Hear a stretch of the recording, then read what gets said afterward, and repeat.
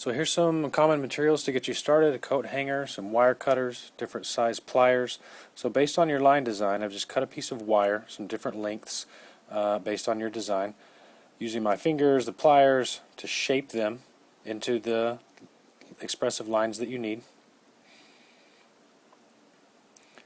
Now to begin wrapping, you're going to take a length of yarn and start with the end and lay it over one end of the wire and wrap it around. You should be able to get this started and conceal the end of the yarn without having to tie any knots to get you started. Make sure as you're wrapping that you wrap it really tight and go the length of the wire. When you get to the end, kind of fold over the last little piece and wrap it a couple of times and give yourself a couple of knots there at the end. You should be able to get that tied without it slipping off the end. If it does slip off, just add a drop of Elmer's glue to the end and let it dry.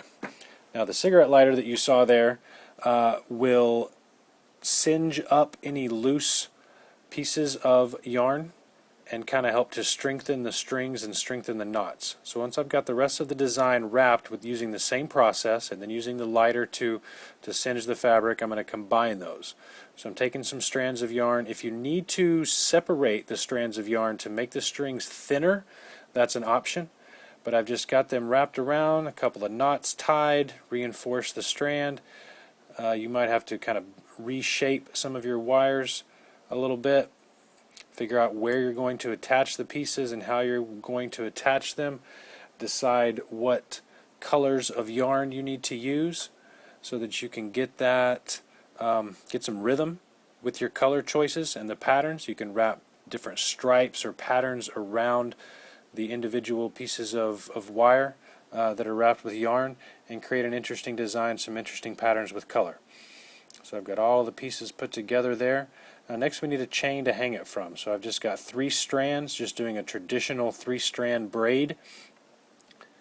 To braid the length of this yarn, I've got about 2 to 3 feet of yarn.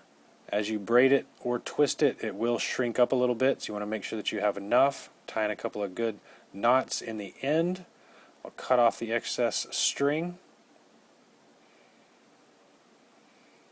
and attach it to the jewelry piece. Get it nice and tight there so it will hang nice and neat, and there it is.